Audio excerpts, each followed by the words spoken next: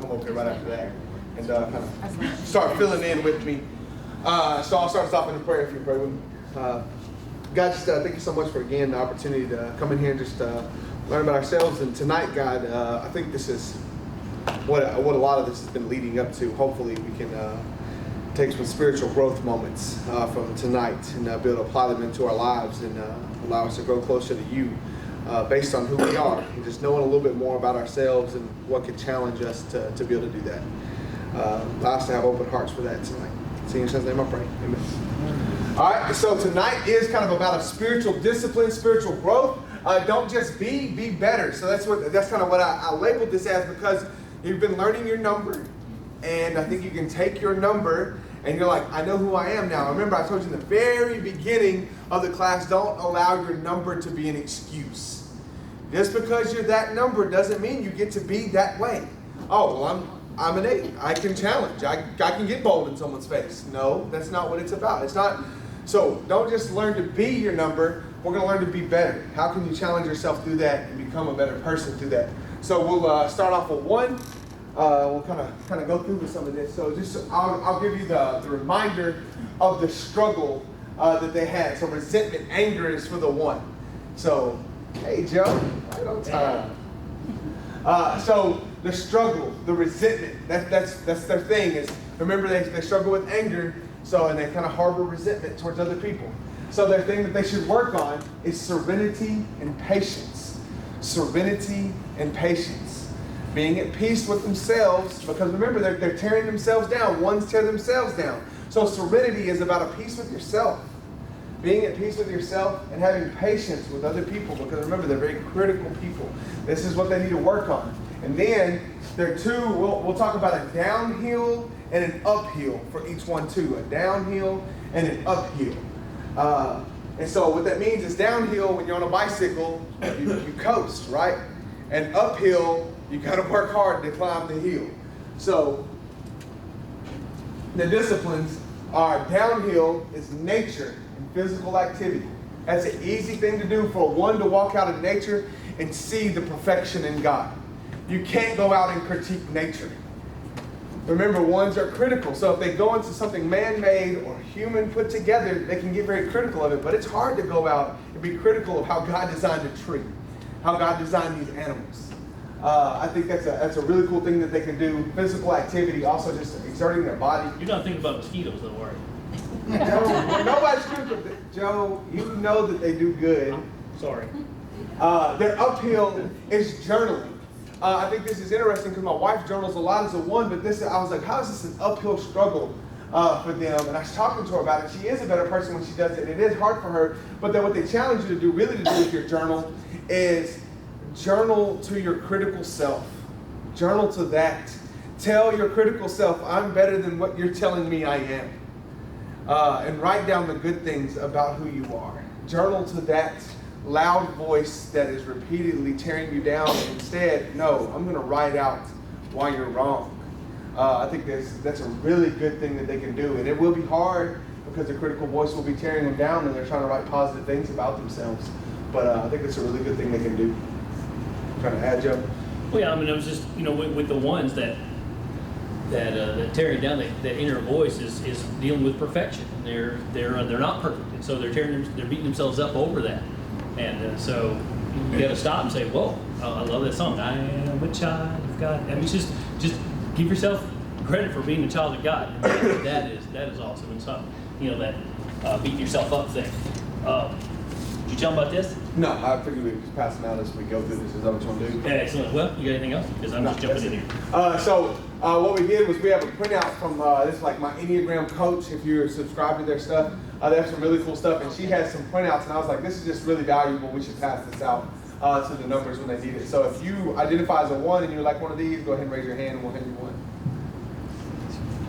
Now these are not going to be like anywhere like verbatim from what we said, but it's not gonna clash with it or anything. It's going to be real helpful. It's just an additional stuff to what we just said. Oh, okay, yeah. Any other ones? Okay, here you go. It's like, what did y'all get a color code? What one's white? It was a printout we got from the Enneagram coach. Did I miss anybody? Any other ones? All right. Joe, you want to lead us on these 2s? Whoa. I just got here. Okay, so if you want me to just keep going and talk bad about it. I'm just kidding. Oh, man. Okay, so, yeah, so we're talking about our struggles. We're talking about our passion. And with twos, it's that pride. It's that, I'm good. I help. Look how good I am. That kind of thing. And so there's that struggle on that. And so obviously the flip side of that, the thing that a two is going to need to work on is humility.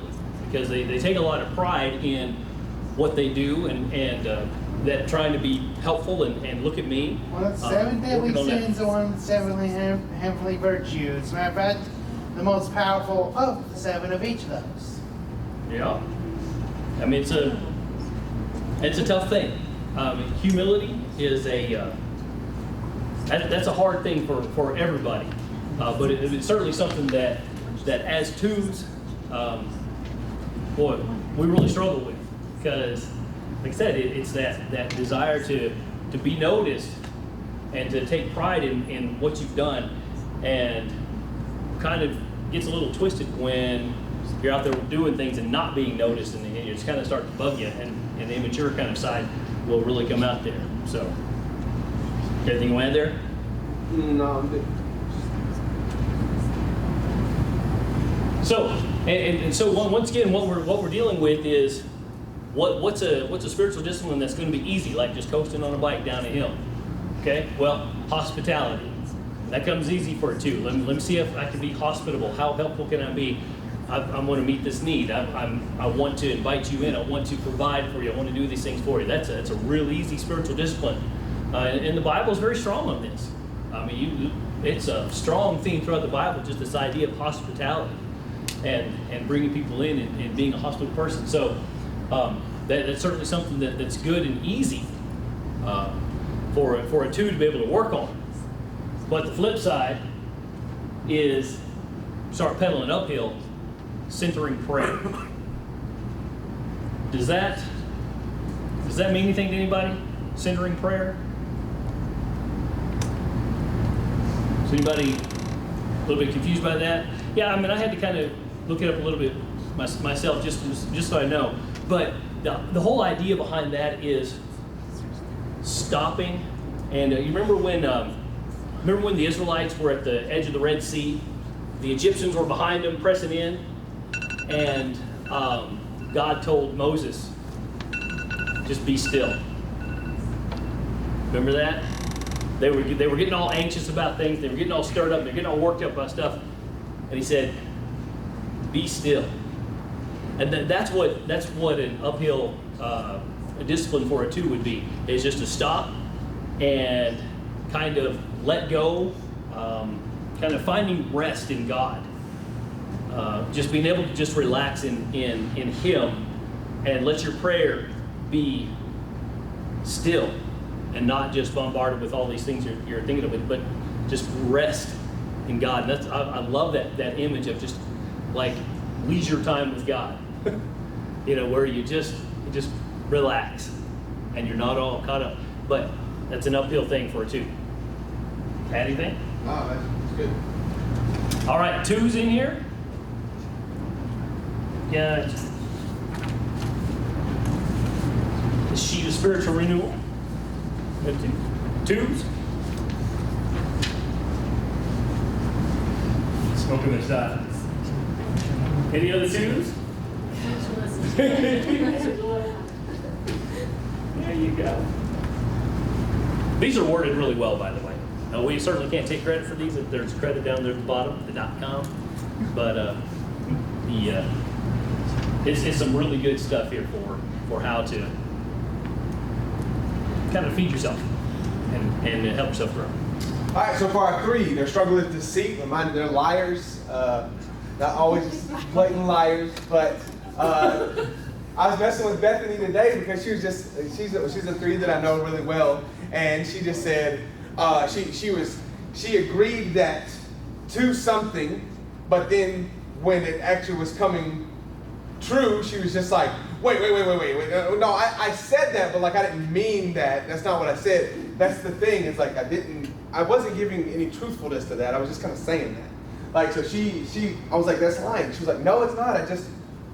wasn't telling the truth. That's a lie. So the thing to work on, again, on the opposite side of that is authenticity and truthfulness. Authenticity and truthfulness. Just really owning up really quickly. And again, I've told y'all I've struggled with kind of these three qualities before. I've been here with some of this, and I just quickly need to pull that back and say, no, actually, that's not right.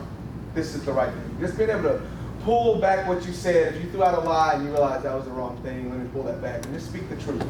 I think it'd be a really good way to work on that. And this authenticity, that's our 4. Remember, right next to the thing that sometimes just counters this. It's kind of lean into that 4 if you can, and just try to be authentic with yourself. And so one of the struggles with 3s is they put that effort into developing this ego instead of their true nature. And so that's what they're deceiving, this attempt to make the ego kind of valuable, if you will. And so that's part of that deceit is, here's what makes me feel good. So I'm going to make it look like I'm this, when that's really not the case. So anyway. All right. So they're downhill. Their downhill is Bible study and service projects. Again, these just have moments of you can talk about this. You can say, hey, I've been studying the Bible. I feel really good about it. Let me share with you what I've read. It's not. Remember, 3s aren't always, but there is just some look at me, a little bit of look at me mentality. Look at me like this. You just want to share. You just want to talk about what you're doing. And so it's easy if you do a Bible study to talk about that with people and hey, let me be excited with you about the Word of God. Now, instead of just being excited about what you got going, about what you read in the Word of God. And then also a service project. Service projects are a cool pat on the back. I built this for this camp where I set this up and we did this and we fed the homeless. Those are cool pats on the back too. So that you can see how they can downhill coast into that. But they're uphill. The thing that they're going to struggle with is confession. Is confession and Sabbath. They work hard. Well, the sheet we're going to pass out just talked about play for play's sake. Do something to just do it, not because you worked at something. You just take a moment off to take a moment off. So I think it's really, even so much for God's sake, on the day of the Sabbath, give that day to Him and not for yourself. Don't try to squeeze in more about you on that day. I think that's a really good thing you can work on. And with the confession on 3, that's authenticity. That's the real you versus here's who I want you to see me as. This is really who I am. And so the Sabbath works the same way. I'm truly going to take a break. I'm truly going to rest, and I'm not going to be all about trying to make you think that I'm this, or I'm not going to be about trying to achieve anything. I'm not going to perform. I'm just going to, like I said, rest for rest's sake. And what a beautiful thing that could be. Got any 3s here tonight? Hey, we printed off 3 copies. Just in case Bethany shows up. You didn't know. All right. Roll over to our 4, Joe. All right. Remember the passion of the 4 is envy. Remember, why is that? What is it? How does that apply? Remember? Anybody kind of wings that way, or what? They feel like there's something missing. Right, yeah, there's something missing and you have it. There's something key to themselves that they don't have, but they see it in other people.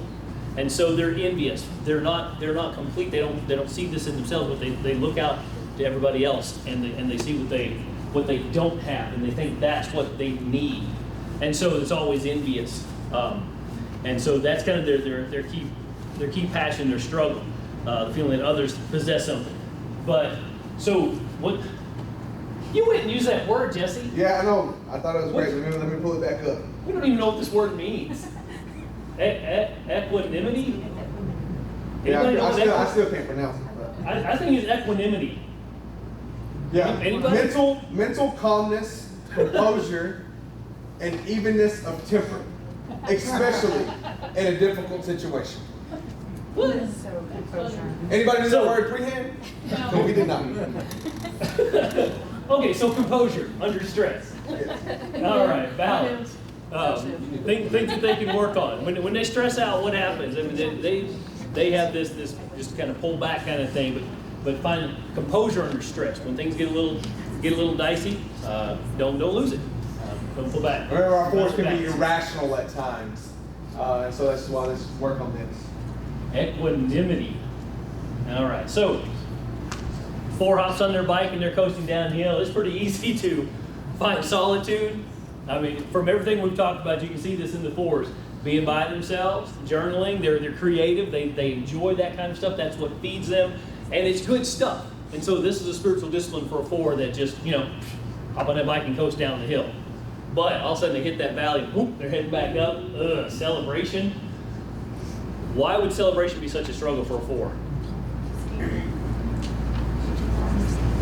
They still focus on what Yeah, this is I'm lacking something. Can't fully embrace things, and so take advantage of that and have to work on finding the good and celebrating the positive and gratitude, being thankful for what? I mean, if you stop and just start making a list of all the good things God has done for you, okay, it's hard not to have gratitude, but they tend to be looking out what they don't have. And so this particular discipline is very difficult for a 4 in that they're always kind of looking elsewhere instead of saying, well, what do I have to be thankful for? And of course, everybody has plenty to be thankful for, and especially as a child of God. So,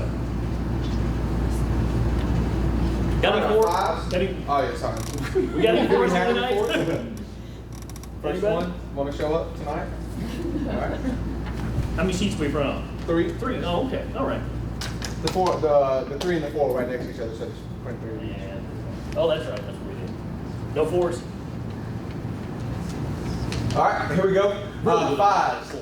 What? Really would love to have a 4 in here this series. Yeah, it would have been good. Our 5s struggle. Remember, it's avarice, the greed, the idea of hoarding resources. It's not necessarily like I'm just greedy with everything. It's more just about my resources, my time management, just who I am personally. So the things they work on is non-attachment, holding loosely all they know, not over-identifying with knowledge and thoughts. It's like that's a mouthful.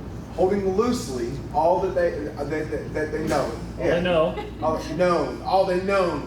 All that they know, not over. Joe's supposed to proofread that. That's Joe's fault.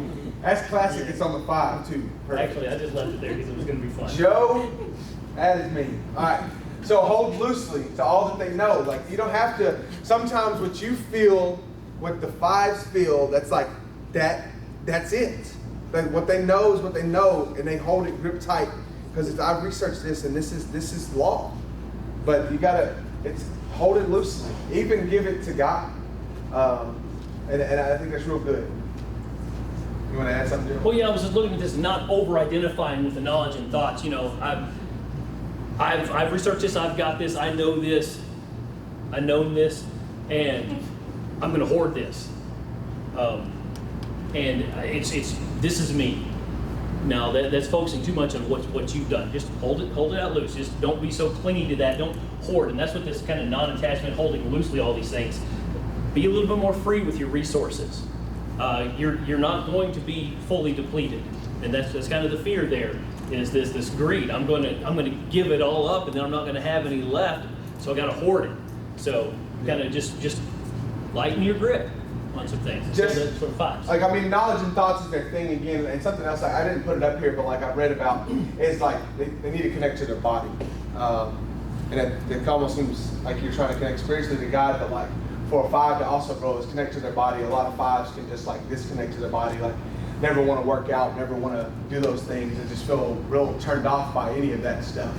But by connecting to that, remember God gave us our body, so trying to connect to it can help us grow too. So they're uphill and they're downhill. They're downhill, deep Bible study. This is easy for you. You would love to dive in there, read a lot, read hard into something and learn something. It does feel like, again, like reading my Bible may not be that fun. You may have that mindset, but I think you can really downhill into it. If you say, hey, I'm going to commit to this, like, I think you can really enjoy that. They're uphill: service, generosity, and community. Being part of the body, being part of the big group. Service, this is the connecting to the body part of it. Like, I'm going to give you my time. I'm going to go out and I'm going to work physically. Those are two things the 5 does not want to give you: is their time and physical effort. So that's a really cool thing. If they're doing that, if you have a 5 there at your service project, you know you're winning. And generosity, it's again just their resources. Just say, yeah, I can give you some of my time, or yeah, I can give you a little bit of my money, or whatever that may be. Their resources are stored up for themselves. But they also like to withdraw. You know, Yeah, so yeah. there's this idea of community. Just, okay, I'm going to, instead of withdrawing and getting away from people, I'm going to move towards people. And obviously, as Christians, we're about people. And so there's times when that's going to be necessary, and it'll feel like they're depleting their resources by giving to a community. But anyway, all right. Oh, 5s. We have a sheet for you. Looks like we got one. Can you grab one for a 2-2 while you're at it?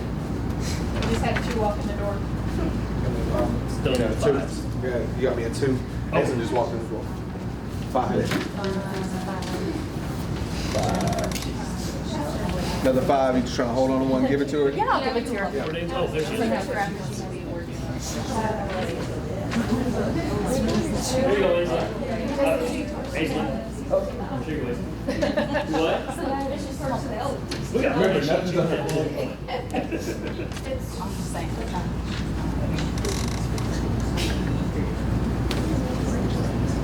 All right, Joe. 6 of them. All right. 6s, these are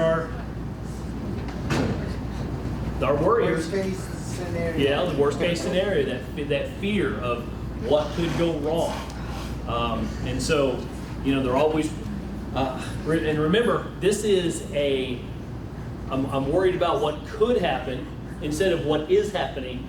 And so it's a future worry. It's worry about what could possibly happen instead of, hey, let's just deal with the present. So there's that kind of unhealthy what if kind of mentality. And so that is a particular struggle for 6s. And so what can we work on? Well, what did God tell us? Hey, just, you know, I got this. You know, don't worry. How many times did he say those kind of things? Don't fear, don't worry. And so for a 6, that's something that they could certainly be working on. And, you know, reading the scripture after scripture, they say, hey, don't worry. Cast your worries on him. And don't fear. And then this just strikes right at the heart of what a 6 will struggle with. Yeah, courage and faith, I mean, it's huge, you know, just like, you know, be strong and courageous and do not be afraid. Like that idea is, and do not be afraid. Like, well, not only am I not afraid, but I'm being courageous. I'm looking fear in its face and I'm stepping towards it. I think that's what courage is stepping towards your fear. So just learning to deal with that, and learning really just to put it in God's hands. I know that is something very hard for that. All right, coasting downhill for a 6. Good, healthy things. Communal practices. Now, what is it we know about a 6? They're loyal. They buy into the company, you know, if you will. Whatever they're a part of, they're going to be all in. And so this communal practices, they're going to be a part of it. That's going to be easy. Once again, these disciplines, they're good things as a way to tap into some things. And so the coasting downhill for them, communal practices, worship, singing, just buy into that. That's an easy discipline for them. But all of a sudden they're going uphill. Keeping a belief journal. Now, what is it about a 6 that might be a struggle for? What is it about a 6 that might be a struggle to keep a belief journal? Skeptics? Okay. Why did someone read this? Okay, well, no. What I was thinking was this. I was thinking that they're loyal, and oftentimes that falls in line with, well, I'm just going to do whatever the company says, whatever the organization stands for, I'm going to stand for that. But separate and apart from that is, well, what do I really believe? And that might be a challenge. Instead of just buying in, full on for whatever the organization or whatever they're loyal to, what they stand for, what they proclaim, they're going to be loyal, but separating themselves and knowing the difference between that and here's what I truly believe. And so that's why we put belief journal, because what do you truly believe? And sometimes it's going to differ, and that's going to be a hard thing to recognize and a hard challenge to stand up for, because your loyalty is going to draw you to want to stay with that group, but it may not be really where you stand. Here's how you do it: is you write. Just say you open up your belief journal, and the first line you want to do is, "I believe that Jesus Christ is the Son of God." So hopefully we kind of all can stand on that for sure. You say Jesus Christ is the Son of God, and I believe that. Then you're going to say, why? Then the next thing, you're going to answer your why, and then you're going to ask yourself another question. Or you're just going to make another statement, and then you're going to ask yourself why. If the answer is, my dad told me so, I'm glad you're loyal to your parents, but that's not the right answer. So, my preacher said, I love him, but there might be something he might say that I might disagree with. So, but it's like, why do I believe this? And I think that's a very powerful thing to do, but it's hard because sometimes you might come to a moment where you feel like you're going against your loyalties. That's a 6. So that'd be like pedaling uphill. All right, 6s.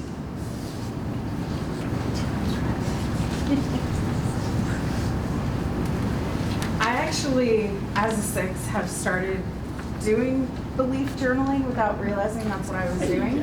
But the way that I've done it is I start my journal entries with scripture. Uh-huh. And I say, yes, God, this is true. I believe this. No, I like that.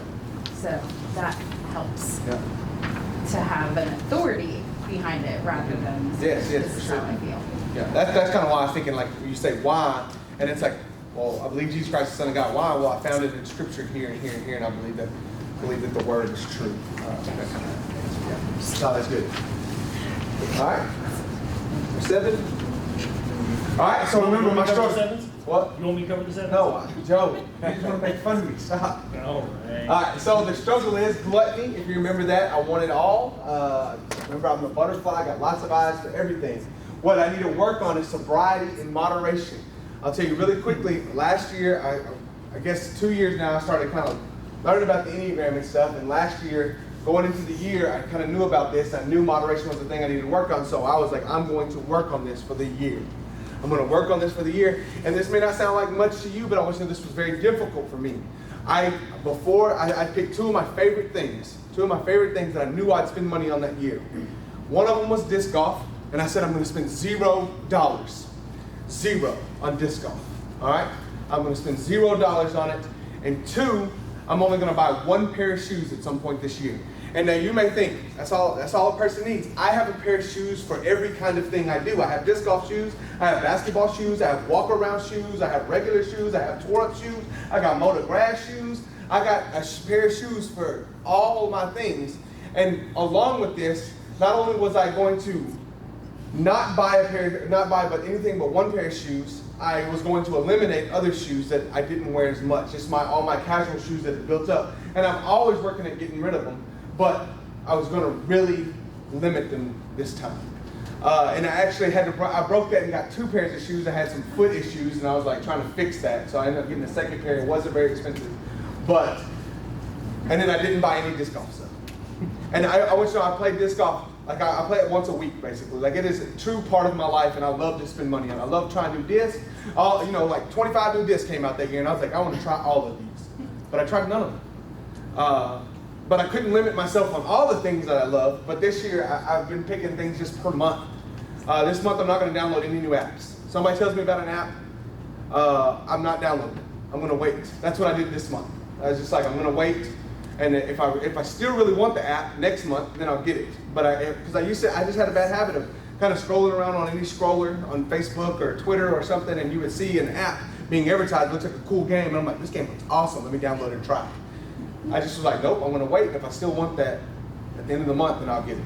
that was just me trying to control that. So that was just me trying to put on some of that I was working on. And that gluttony is trying to fill yourself up with just positive experiences, Yeah. avoiding that pain. But if I can just fill it up with positive experiences, I don't have to ever experience that. And so that's what that real gluttony comes in. All right, so my downhill is celebration. It's easy for me to celebrate with others when they do something great. I love cheering my teens on when they have like a great moment in their life. It's easy for me to celebrate their baptisms, just big moments in their life, their graduations and stuff. I am excited for that, and they can see the excitement with me. And I'm excited about, if I do something great too. Celebration is easy for me. Uphill, these are horrible. Sitting in silence, solitude, and fasting. Like I love to eat, like gluttony for real, like that is hard. Like I want to eat food, and so fasting is very hard for me. And even just fasting from something I enjoy, like I try to pick like, all right, I'm gonna fast from these apps or just my phone for a day. Like it is torture, just a phone for a day. Just because I find joy and distraction in those things, and they just lead me into my thoughts. Anytime I have any of this makes me think. And when I start thinking about bad feelings or sadness and stuff, and I don't want to think about that stuff. So that's why I want to avoid that, but that's why it's so good for me. And I would say over the last month, I've had several of these moments. This has been great. It's been great. It's weird. I've cried over the last month quite a bit. I don't really do that. And this is me opening up, trying to be vulnerable a little bit, but I've cried quite a bit over the last month. I just be sitting in the house and trying to do this stuff and just really practice these things that I'm up here preaching about, telling you to take on some disciplines. And like, I'm not a crier, and I was just sitting in the house crying, and I felt so lame. I'm not gonna lie, like I'm not that dude. And so, but it was. Sounds like fun. It wasn't fun at all, Joe. And it's just weird, like, because I just sit there and I just kind of notice some really hurt in my life that I've probably just been avoiding. Just people that have hurt my feelings or whatever, and I just blow it off and don't care and have fun. Or things that have been said or something. And but it was good reflection. But again, I hate it. I don't want to commit to that stuff, but God's like, Jesse, this is what you need to grow, so it's good. Anything else, Joe? Oh, we got 7s here. 7s? We're printing a bunch of these. Well, There's Sherry only a not bunch of us here, here. Ainsley not here. Hey, Jesse, one reason you do so good with this class is your transparency. Minister anywhere? Means a lot. Try to be. True with Joe, too. Do I need to come pat you on the back, Joe?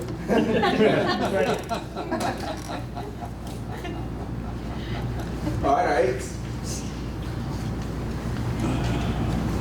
All right, so their struggle, their passion is lust. And once again, it's not necessarily, and most often not, in a sexual manner, but intensity, yeah, kind of driven by the intense experiences, want to exert themselves, kind of the self-extension, I'm just kind of be out there. And so intensity is probably the word we probably want to use there for 8s, and just that desire for that. So what they need to work on, well, if that is this kind of self-extension and being out there and kind of forcing your way is a problem, then vulnerability is something they need to work on.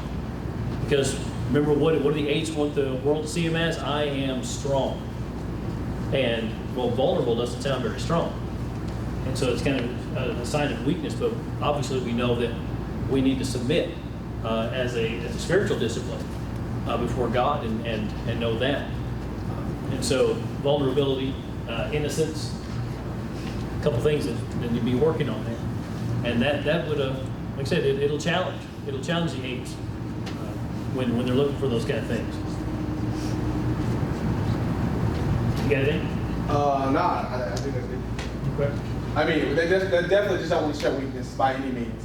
So anytime they can work on a moment of weakness, a moment of just sharing that, it's like, let me tell you about the time I failed.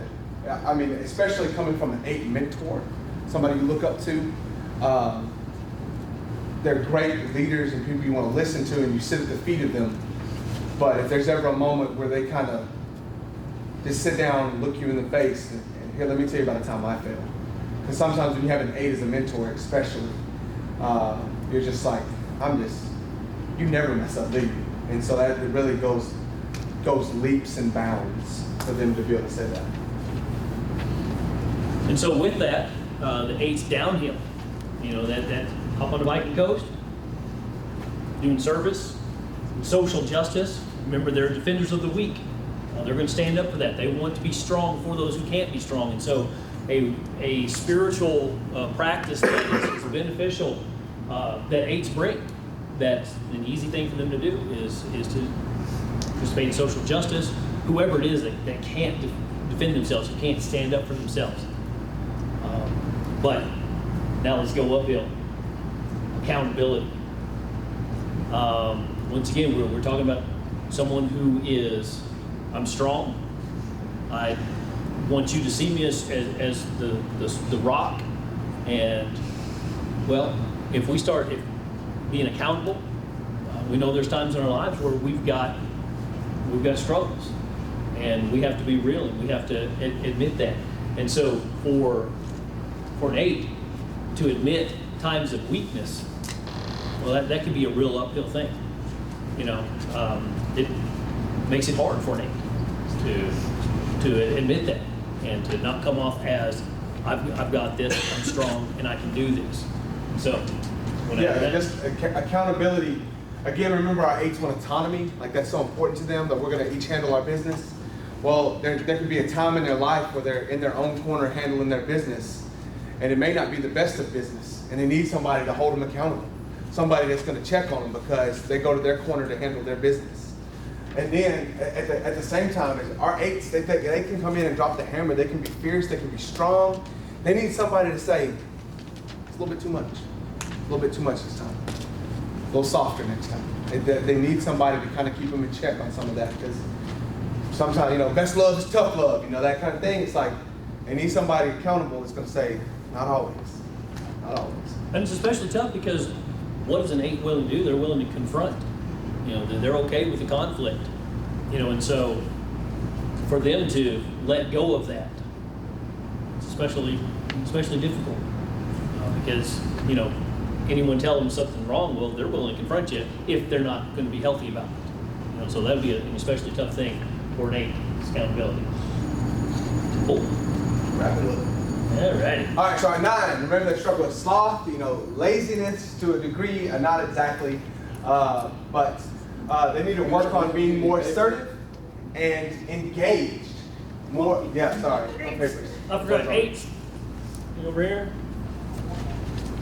All right. They need to work on being more assertive and engaged. More assertive and engaged. So remember that our 9 could wing 8, and they could have some assertion in them. So it can kind of compensate for some of that. But their slothfulness is more of, you know, at what point do I need to handle this thing? I can handle it next week or the day after, or you know, they just kind of go with the flow, but about being aggressive and assertive and pushing through it and engaging immediately when they think of it. It's a great thing they can work on. Even just in leadership and opportunities, you know, serving God. Like, let me jump on it, let me grab that, let me jump right in there. Because they kind of want to be unaffected by life. They kind of want to just, you know, don't rock the boat. Just kind of let's not, you know, go swing one way or the other too far. We'll be kind of even keeled there. So that's. If you're too assertive, you can cause conflicts. So they're downhill. Time and nature. Remember that they want the retreats, the calmness of the retreat place. So this is an easy thing for them to do, or just time alone in general as they're downhill, the solitude aspect of things. But just going out and again, participating in God's nature and just seeing his wonder out there as they're downhill. Their uphill is fixed hour of prayer. This is the idea of I have a prayer time when I wake up in the morning. I have a prayer time when I go to bed. I have a prayer time at 10 o'clock, 12 o'clock, and 3 o'clock. I pray 5 times a day. Some people say 7. Just saying I have these fixed hours of prayers, because what it's going to do is it trains you to be aggressive in your prayer life. Because you can see how I can just let it slide by. I can just kind of forget to really talk to God. And as a 9, if they have it set up on a regiment, on a schedule, they can be assertive and aggressive to that. Cecil told me he likes his schedule. He likes the same old thing. He comes in and he's like, I enjoy coming in and doing the same thing every day. So it's like this can be good to set a schedule, but it's hard to be aggressive in attacking it sometimes. And that's what that's going to help you do, is allow you to attack that prayer life. Anything you want to add, Joe? No, we got it. All right. Anybody want to make a comment or something? Or Jason? I got 9 I think sheets. my test slide. You think your chest slide? You kind of feeling something else? I'm feeling more 9 than for some reason this last class. I'm feeling more 9 than 10. I got you. I can't quite explain like What else you got? let's do it all. Anybody It's else? kinda processing it, because it takes me longer. Yep. But thanks for last class. I Yeah, we just about- That's I okay. think it's just like, and I feel more like a 9. 9 is Got more. one left. I'll change You get it. the last one. There you I'll go. change it. Oh, All no. right, Joe. You want to close it out? Yeah. And so,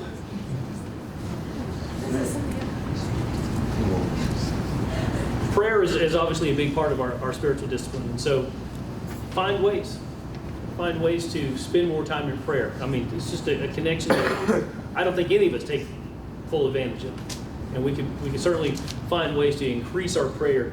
Find new ways to pray. Find if you just kind of get stuck in a rut, just start looking it up. There are so many different interesting ways to kind of engage yourself in prayer and find that. So, what a wonderful spiritual discipline to feed just your soul. And I think God's kind of liking it too when we chat with Him. So let's do that right now as we close out. Thank you, God, for hearing our prayers, for caring deeply about each one of us, knowing us better than we know ourselves. And so thank you for loving us in that way. I pray that you will help us be the best version of ourselves we can be. And we know that'll look like Christ. And so help us to do that in all of our relationships and the ways that we treat people. Because what we really want is we want the world to see you through us. And all of this is just pointing to you because you're awesome. And so we want to say that with our lives. In the name of Christ, I pray. Amen. Yeah.